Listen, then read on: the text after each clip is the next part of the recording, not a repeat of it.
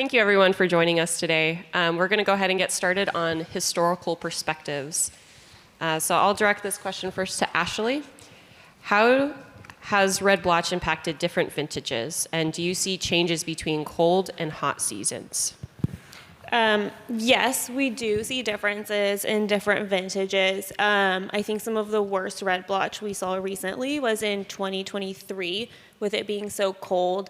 I suspect that part of that is with a colder growing season, it never fully gets a chance to ripen, whereas where we have a hot season, you at least get to the higher bricks before everything shuts down.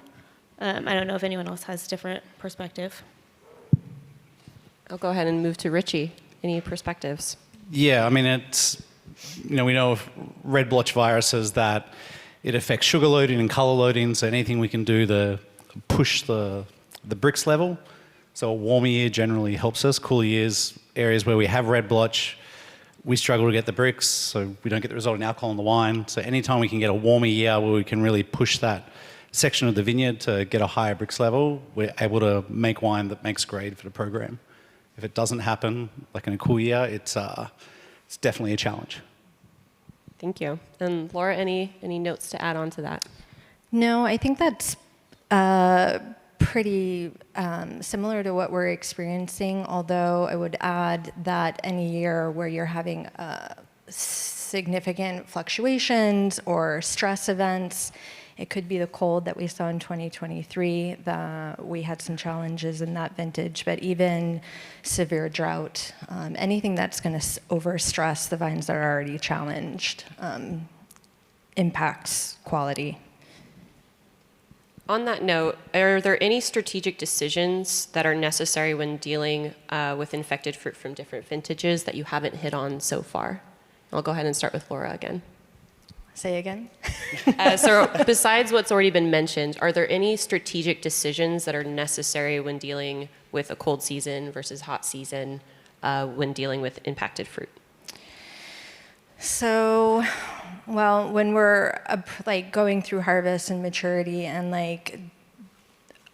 our decision making is impacted significantly by what we're experiencing for that particular vintage. So we were talking about 23 being a cold year, leaving it out. In warmer years,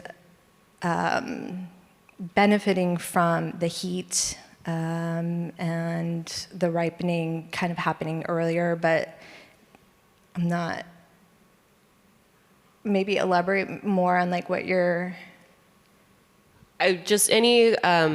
if there was any additions onto what you already mentioned versus a cold year, hot year, Is there any planning that goes into head when you know that it's already going to be a cold year, you know it's going to hang on longer? I gotcha. Yeah. So doing everything that we can to help the vines, essentially. So if we know we're going to go into a colder year, canopy management, crop load, trying to prevent any additional stress factors, dry years, making sure that the water applications are timed appropriately and in the right amount. So doing everything that we can, given whatever the vintage is giving us, to ensure that the vines are not as stressed and trying to push ripening as far as we can. Thank you. And Ashley and Richie, anything to add on that note for vintages overall? We're taking a pretty similar tactic. It's whatever we can do to reduce that stress level on the vine, keep the canopy as healthy as possible, and just try and get more sugar loading. It's always, whenever you're dealing with red blotch, it's always a challenge. How do you get more out of something that's not there? And whatever we can do to try and do that, whether it's cool or hot year, we're going to adjust our farming to do that. But there's no magic bullet, even on the winemaking side. Thank you. Yeah, I would agree. The virus status is basically just another layer of how you decide how to manage to optimize ripening. Perfect, thank you. Moving on, what is your experience in blending wines from different vintages with various levels of disease impact? And I'll go ahead and start with Ashley on this. So we haven't done too much in terms of vintage to vintage, partially because you can only add 5% of another vintage. I would think that one of the more effective ways, if you were going to go that route, is to use a Petit Syrah or a Petit Verdot, a very strong varietal that's going to give you the biggest impact in terms of tannin and color. So that's vintage to vintage. Anything to add, Richie or Laura? Yeah, I mean, we'll in cooler years where we are struggling with certain blocks that have more red blotch, more viruses, we're definitely using that full 5% that we can back blend to try and get it there. Again, we don't have a lot of Petit Syrah, but Petit Verdot is like our magic bullet to try and get some color and tannin back into it. But you can't get out something that's not there. And we know that the pathways for anthocyanin accumulation and tannin and sugar are all interrupted with red blotch, and if it's not there, it's not there. So it's all about how do you preserve what you have when it hits the winery and get as much out as you can. Anything to add, Laura? Okay. So we talked a little bit about vintages to vintages. I would like to expand this more on vineyard lots and from different blocks potentially or different vineyards. Anything to add on that note? Yeah, I mean, we're picking every block separately. So if we have a block that we know is maybe has a higher degree of incidence of red blotch through it, or maybe a corner of a block, we're definitely going to keep that separate. We generally, anywhere we know we have higher virus incidence, it's going to be separated out. And we're going to do the best we can, but if it doesn't make grade, we're not going to use it. Anywhere where we have a young vineyard where it's virus-free, we might occasionally pick 2 blocks together. But those older blocks where we're struggling with this, it's always kept separate. That's bold. We do a little bit differently. So traditionally in our style of winemaking, everything is kept separately. And historically, we've seen blocks, whether they're dealing with just performance issues because they need to be replanted or there's disease pressure in them. When we pick and ferment them separately, I can think of a few blocks that come to mind from one of our estate properties. They just historically were not making the cut. And then we've employed, and I think we're going to talk about it later on, but actually doing some co-fermentations. We have had quite a bit of success, specifically with some blocks that have some disease pressure. So it's a different angle. Anything to add, Ashley? I have nothing to add. Okay, just making sure. So we're going to go ahead and move on to a little bit more on the virus impact on different varieties for now. How do different viruses impact different grape varieties? And we can focus right now on red blotch, and how does, in your perspective and your experience, how does red blotch impact different varieties such as Pinot Noir, Cabernet, Sauvignon Blanc? I'll go ahead and move to Ashley first. So speaking towards Bordeaux varietals, because that's what we use, Cab Franc seems to be the most impacted. Cabernet a little bit less than Cab Franc. Petit Verdot and Petit Syrah seem to weather it a bit better, probably because they have so much tannin and phenolics to start with, that the impact is the same, but percentage-wise less. So I can't speak to Pinot or Chardonnay. I don't know if someone else would like to take those varietals. Yeah, I can. Chardonnay, we see a much lower impact. We definitely know we have red blotch at Rombauer and some of our Chardonnay vineyards. We make a little bit of Chardonnay. But we haven't seen the effect like we would see, say, in Cabernet or Cabernet Franc specifically. Pinot, we definitely see some effect. It really does depend on the vineyard, but it's, I'd say, somewhere between Cabernet and Cabernet Franc in terms of effect. Zinfandel, we make a good amount of Zin. Zinfandel is one of these weird varieties. I've never dealt with it anywhere else in the world, but it seems to be able to handle it a little bit better.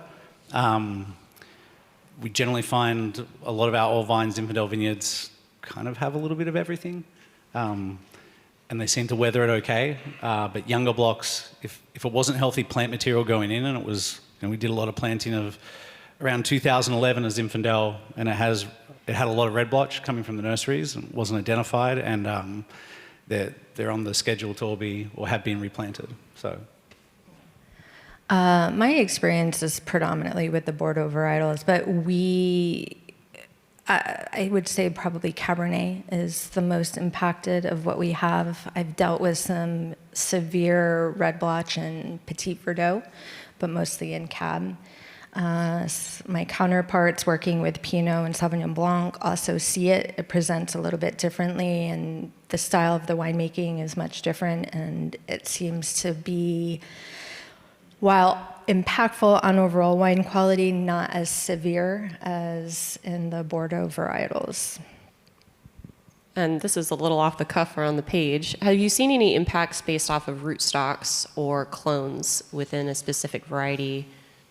Has there been differences with drought tolerant versus not drought tolerant? Think of any off the top of my head, more varietal specific rather than clonal or rootstock. No, I can't think of any off the top of my head. It's not something we've looked at, sorry. No worries, just a question for myself. For the next question, is the virus impact less severe in some varieties than others? I think you kind of mentioned this already, but if there's any other notes on this you'd like to add.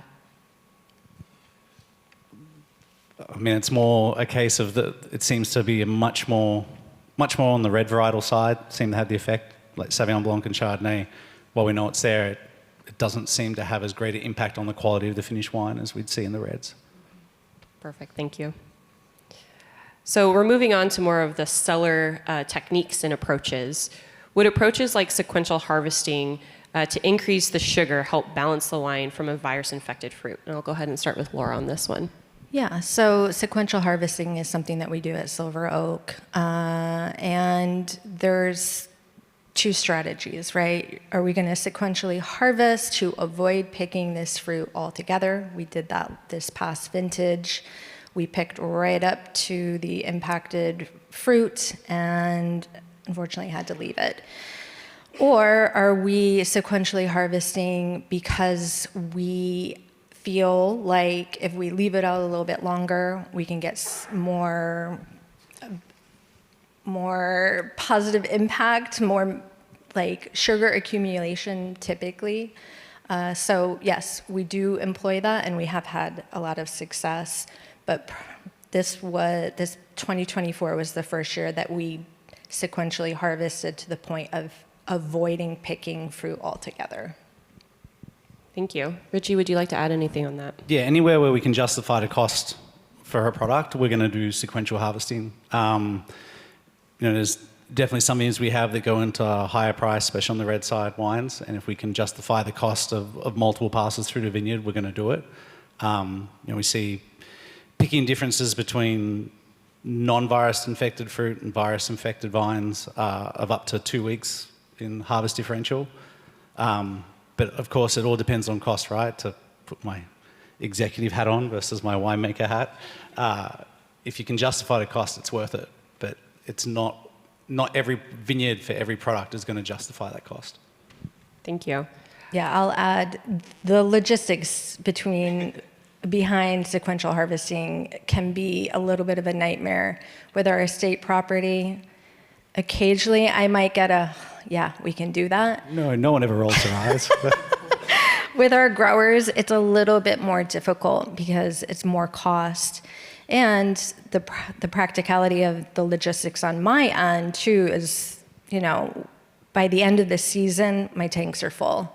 So I have space issues and other issues. And for us I don't know if this is gonna snowball into the next question, but the sequential harvesting for us has led into other decisions with like picking and blending and fermenting that we have found has been pretty helpful. Yeah, if we're dealing with growers, we try and set the expectation early on. So if we know from history that vineyard has maybe got a section that has more virus and we're going to sequential harvest or precision pick, we're going to set that expectation with the grower and pay accordingly. We don't spring that on our growers at the last second. It's not nice to do that. It's not good for them. It's not good for you. Nobody wins. But it's all about setting that expectation early. And not every grower is going to want to do it. Again, it really depends on what you're paying for that fruit and what product it's going to go into. Thank you. I would like to add on that a little bit myself, with a little bit more on the research side of things with sequential harvesting. And you have mentioned this, what's not available in the fruit is just not available in the fruit. For our research, what we've seen with sequential harvesting, it's not really an increase from source to sink or an increase of accumulation of sugar, it's dehydration. Yep. That mainly we're seeing is that increase in sugar. With that, with dehydration, we have seen an increase of anthocyanins, but again, it's mainly due to dehydration and then concentration effect per berry size. Ashley, I know you mentioned that you had very limited experience in this realm. Did you want to add anything to this conversation at all? No, I think they've covered it. We've mostly done differential picking rather than sequential picking. Thank you. And I know this isn't quite on this list of questions, but kind of based on this, I'm kind of moving a little bit forward, picking strategies based off of virus symptoms versus virus testing. How do you go around sequential harvesting? Do you know that block very well and to know which areas to more avoid versus not? I guess, what's your experience with how to go around sequential harvesting? Yeah, for us, it comes down to experience, like knowing that block, having worked with it a few years, and over time formulated a plan. We've never sort of walked into say it's a new vineyard that we're sourcing fruit from and gone, we're going to do this straight off the bat. We might ask the grower or the vineyard management company historically, what have you done? But we're going to try and formulate a plan over a number of years. Thank you. Yeah, same. Thank you. So yeah, I'll go ahead and move on a little bit forward for the more blending aspect. Would blending unaffected fruit with virus-infected fruit prior to fermentation yield a more balanced wine? We'll go ahead and start with Ashley on that one. Yes, we have found that Petit Verdot and Petit Syrah co-fermented can be quite beneficial. So the earlier you can do it, the better. That's why the co-fermentation is better than blending post-fermentation or post-aging or right before bottling. There was one year where we put a little bit of Petit Verdot in multiple tanks. And even though that Petit Verdot was probably slightly impacted by red blotch specifically, it definitely helped every single one of those Cabernet lots. It's not a strategy we've tried, and I'm fascinated by it now that I've heard these two talk about it. You should definitely give it a try. So we have had quite a bit of success with Petit Verdot, to the point of, as we're going through and planning vineyards, Petit Verdot is definitely in the growing plan. And I was a little bit surprised on one of our estate properties, the amount of Petit Verdot that we put in, but I guarantee we use every single grape during fermentation, and we just kind of sprinkle it around, more so in our disease or the impacted fruit. But we typically will go between 5 to 8% addition of Petit Verdot. And what we have found is that it helps with aromatics, it helps with color, it helps with body and structure and weight of the wine. We have one particular block, and I mentioned earlier, we used to do everything kind of separately. And this block was just historically not making the blend. When we started to co-ferment, even with healthier cab blocks, but specifically also with Petit Verdot, that particular block that was never making the blend is now consistently making the blend. So we've had quite a bit of success. You should try it, Richie. I will. Something I wanted to add on that too is some of our experience with sequential harvesting. We did a little bit at research scale chaptalization.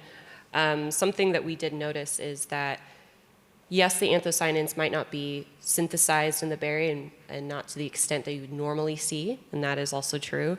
But we also see that with the decrease of sugar, you obviously have a decrease of ethanol and therefore just extraction through fermentation. So I can understand why co-fermenting would be potentially a better avenue than blending afterwards, because you can actually increase that ethanol production during fermentation and even increase a little bit more of an extraction with that anthocyanins. So again, kind of to our experience, we have had a little bit more of research experience and success with increasing ethanol prior to fermentation to help some of that anthocyanin extraction to a limit.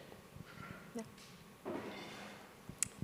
Anything else to add on blending, co-fermentations, blending fruit varietals that you want to add? I just want to echo what Ashley said.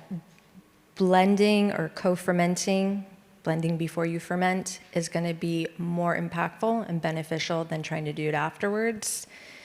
And again, like going back to our historical practices, having a full tank of Petit Verdot and trying to meter that in, most of it was getting bulked out. Now, almost none of it does. All right, so kind of already answered some of the questions that we are listed here. Let's go ahead and move on to kind of other cellar techniques that you've tried in the past, such as extended maceration, cap management, use of pectolactic enzymes, or blending, we already kind of mentioned with other grape varieties. Anything that you've tried in the past to mitigate the virus effects in the cellar. And Richie, I'll start with you this time. Yeah, I mean, we've tried all of those. The simple thing is, like, we know we're tracking sugar load in anthocyanin at the vineyard stage, and we just know it's not there. When we use enzymes, we know we can get it out faster, but it's not going to change the total amount of color that's there. So you end up in the same place. It's just going to happen faster. If we extend the maceration, some of that goes to wine style. Yes, we can get a slightly bigger wine. Maybe we're going to blend that down. But at the end of the day, I actually, having sat here and listened to these two lovely winemakers talk about it, I'm fascinated by more about co-fermentation. We know anything we can do earlier in a wine's life gives us better quality, and if we come back and try and blend around it later, it's really a band-aid. But extend the mass enzymes, it hasn't changed the true outcome at the end of the day, and that's a lack of color and a lack of sugar. I mean, I agree. Yeah. So I know we're talking a lot about our red varietals, but talking to some of my coworkers who are working with Pinot Noir and Sauvignon Blanc, some of you might be working with them or struggling with them. Some of the strategies that I know are implemented in those programs, like with Sauvignon Blanc, and maybe Richie can talk about Chardonnay. It's a different style, right? So we're usually picking that earlier, so the impact isn't as great. Vegetal character is not necessarily something that this particular winemaker worries about necessarily, but bitterness can be, and yields tend to be lower, and like gentle pressing cycles can help avoid some of that bitterness by picking early. Some of the more interesting things that were shared with me is like with Pinot Noir, again, very similar to Cab and our other Bordeaux grapes, is that we're gonna see lower sugar accumulation, color issues, anthocyanin, all of that. It's very similar, but he has gotten a lot of success, which he says might seem a little counterintuitive with doing whole cluster fermentation, because it adds another tannin or another layer for depth and weight, and it helps prevent a lot of excessive cap management. And he feels that preserves a lot of like the fruity characters without pulling out any of kind of rustic character, and has had success in that way. Yeah, we've seen a similar thing with Pinot. Whole clusters can sort of help mitigate the challenge of viruses. Chardonnay, again, we're picking a much lower Brix level. Phenolic maturity or phenolic totals and anthocyanin totals are not important, so it hasn't been as much of a challenge.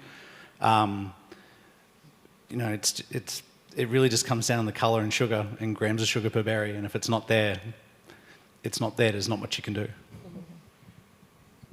Ashley, would you like to add anything for this discussion? No, I mean, I'll echo Richie that with the Sauvignon Blanc, again, you're picking low enough, you're not worried about the phenolic profile as much, so we see less issue with Sauvignon Blanc. However, on the vineyard side, we think, well, we don't see it, it's out there. What are we incubating out in the vineyard? So I think it's more, our concern with Sauvignon Blanc is what its vineyard impact rather than the winemaking. Thank you. So we have a couple of kind of follow-up questions on our discussion just to make sure that we have covered all of these topics of strategies in the cellar, strategies in sequential harvesting or in the vineyard. What practices have you used to manage successful fermentations and wine production with virus-infected vineyards? Is there anything that you haven't added yet to this topic? I think for us, it's, we're tracking anthocyanin, like in the vineyard and in the winery, is just making sure you get it all out, like not leaving anything on the table. So if you're dealing with virus-infected fruit, it comes in, you know that it's going to have a lower total anthocyanin. So making sure you get out all of it and knowing that you got it out, like verifying it. So you've sort of pushed it as far as you can. That's what we're looking at.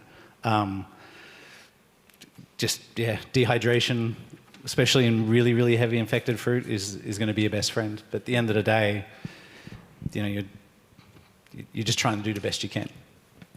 Thank you. Some of the research studies we've also done on extended maceration and pectolictic enzymes, just to reiterate your findings, there wasn't much of an impact. It was not really significant on the volatile profile or the phenolic profile. It really just came down to if it's not there to begin with, you're not going to be able to extract it. Being able to extract as much as you can is useful, but if it's not there, then it's not there. Something we did notice with the extended maceration is it did increase the body, but it still had a lack of the color, and the aroma profile was still more on the vegetable side. But yeah, that was a little bit more of our experience on the research side with those two strategies. Anything you would like to add, Laura, and any other experiences? I think, Richie and Ashley covered a lot. Some of the other things that might be worth thinking about are your barrel programs, your toasting levels, what you want to accentuate, what you want to maybe mask or hide. But that can definitely play a part as well. I'm going to be trying co-fermentation. Great, thank you. Is there any questions, I guess, from the audience? Go ahead. Yeah, there's definitely all kinds of higher tech solutions that are peddled, and I'm curious if any of you have dabbled with anything higher tech or experimental, flash baton, RO, foliar sprays, anything. Have you had any success or really made anything worse with any of those? You're going to have to repeat that question. I can repeat it. So Chelsea's asking if there's any of the higher tech techniques that any of us have used, such as flash détente. So I can speak on flash détente to start. I feel that flash highlights the undesirable characteristics already associated with red blotch, specifically, kind of that generic red fruit. So for us, that isn't a direction we've wanted to go. I'm sorry, you mentioned another one too. Yeah. So we did do some work with foliar sprays in our own fruit. Our concern was that there may be a stripping effect to the wine. We do think there might have been a bit of an effect, but it wasn't enough to make us say, if this is the solution to Tika feeding, we're not going to ever do this. But we feel in both the Sauvignon Blanc and the Cabernet that we sprayed, there was a very minimal fining effect. Yeah, I mean, we haven't played around flash détente for a long time, but again, if the colour's not there, it's not there. There's nothing you can do about it. Flash détente, it's interesting, but it doesn't sort of work for the style of wines that we're making at Rombauer. We've played around with foliars in the vineyard. Anything we can do to reduce stress levels, like we spoke about earlier, is giving us a marginal increase in total colour, but not enough to offset the cost. So that extra pass that we're doing to make an application, it hasn't moved the needle enough to justify where that wine's going to end up in the portfolio. Haven't played with RO, but yeah, we'll see. Any other questions from the audience for our panel? I'm Yes? coming.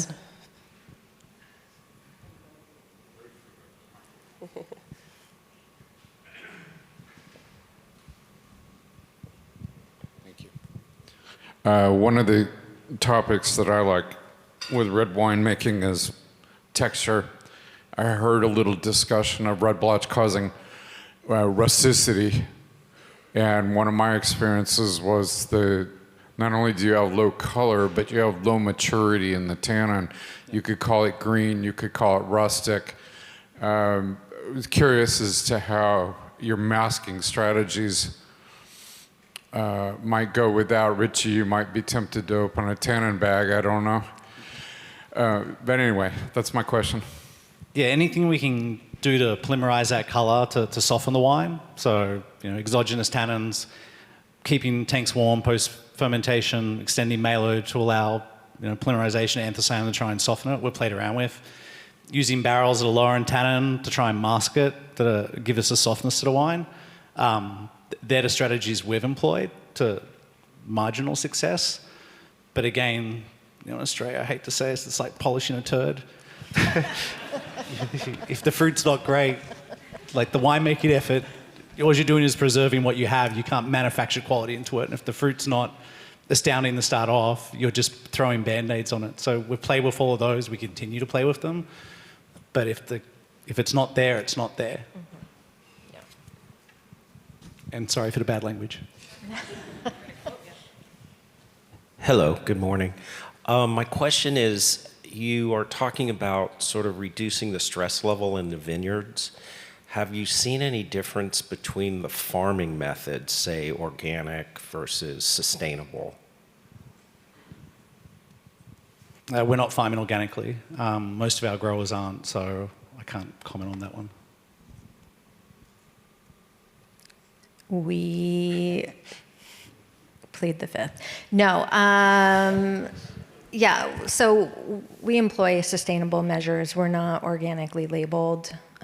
So our belief is that if there is a tool or a method or a process that will yield the best fruit possible, we want access to that. Having said that, we have like a minimal touch with everything that we do. But yeah, no, I couldn't speak to any differences. We purchase fruit from a wide variety of growers who implement a wide variety of farming methods, and I haven't seen red blotch specifically operate any differently in any vineyard so far. Thank you. Any other questions from the audience? We got some back here. Oh, I did not see that hand. You guys have talked about co-ferment, and Richie, this is for you, I guess, to help you. Petit Verdot, Petit Syrah have, they ripen at a different time than Cabernet Sauvignon, Cabernet Franc. How do you guys go about balancing picking stuff that's ripe versus adding something that's maybe not quite so ripe? So we have Petit Verdot all over the place. We have it up on the top of Atlas Peak. That usually comes in later, and we'll go with some of our mountain fruit. And then we have some on the benchlands, hillside, and it's kind of a sloping aspect. So we are harvesting top to bottom, so we get to kind of pick at it as harvest is going on or going through. But even just talking to our vineyard manager about, because Petit Verdot for us tends to come in later in the season typically, so trying to figure out ways, whether it's pruning earlier or first with everything, to help expedite ripening of the Petit Verdot so that we can sprinkle it throughout the vintage. So that's kind of what we are doing. Yeah, we have some Petit Verdot and Petit Syrah in warmer growing regions, and so we're able to use that earlier, and then the later Petit Verdot with the later stuff. But we can employ similar techniques in trying to speed up the ripening of those varietals so that they come in more in line with the others that you're trying to help. Hi. So when you're using sequential harvesting, I'm assuming that you're just doing like a visual observation. And if so, are there certain thresholds or guidelines that you give your crews to make those decisions? Well, for us, some of it is visual. Others, we know where the impacted fruit is, so we kind of just pick around it. And then Richie was saying earlier, and I'll echo, it's just working with these blocks for decades. We just know how they perform, and that experience is super valuable in being able to make informed decisions to get the most out of the block and get the most out of the crew's extra work, both in the vineyard and in the winery. Yeah, for us, we'll identify zones within the vineyard and we'll track sugar and colour loading. So we'll know when we've hit our peak sugar and colour and that it's not doing anything anymore, and that's how we'll decide when to harvest. Again, setting up those zones is the hard part. Knowing what vines you want to tag and what area takes time and years, but that's how we're doing it.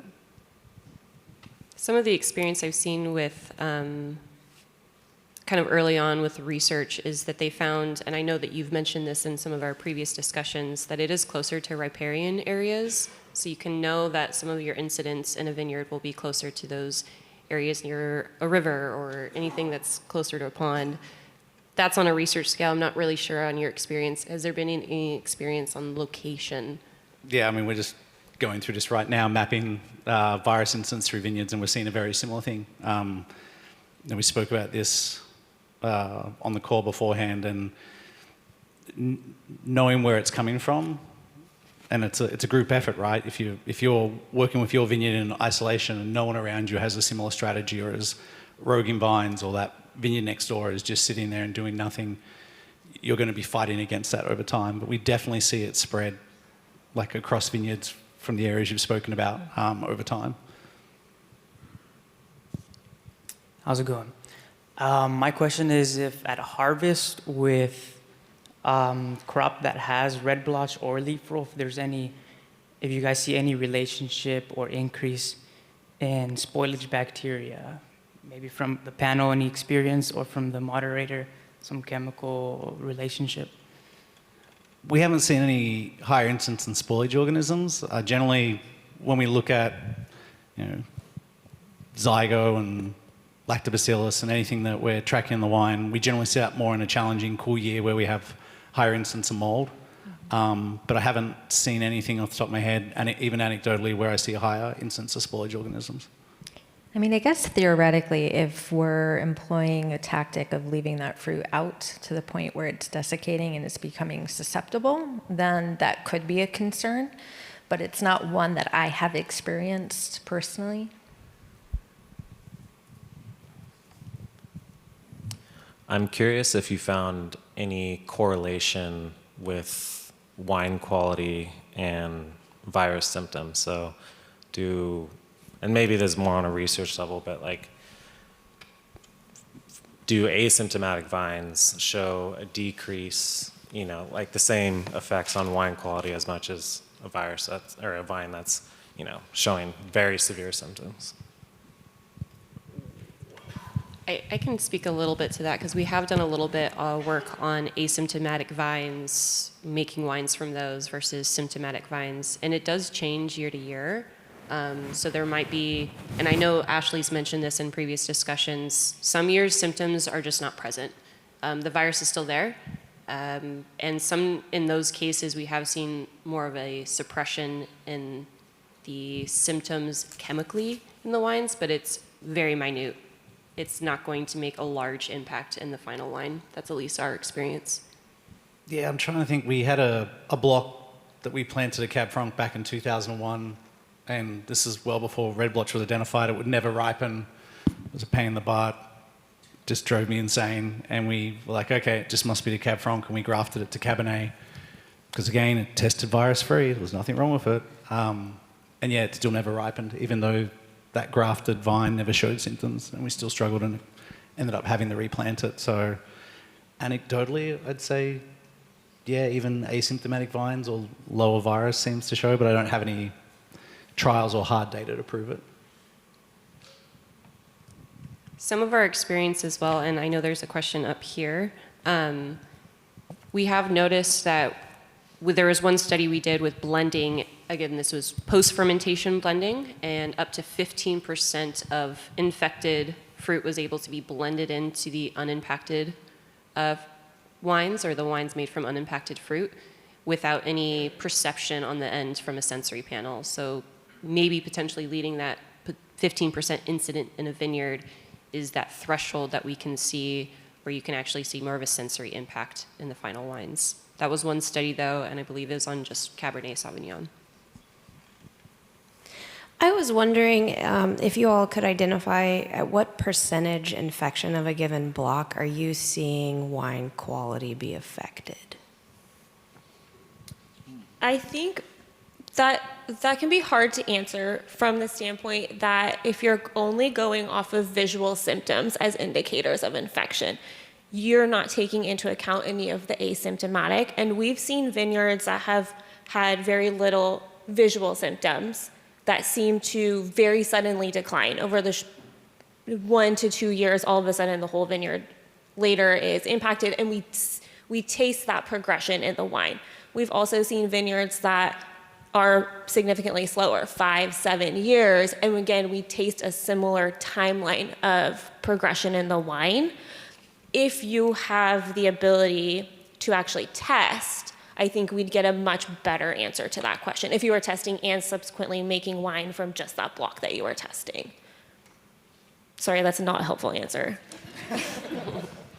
Yeah, we don't have a threshold. It more comes down to, is that block still making grade? Mm-hmm. Is it still making the blend? If it's not making the blend, then the hard decision has to be made. Do we throw good money after bad, or do we replant?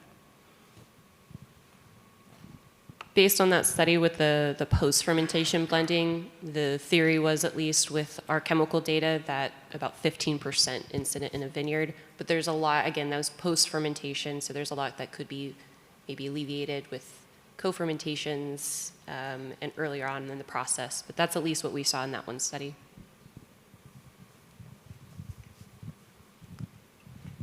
Hold on.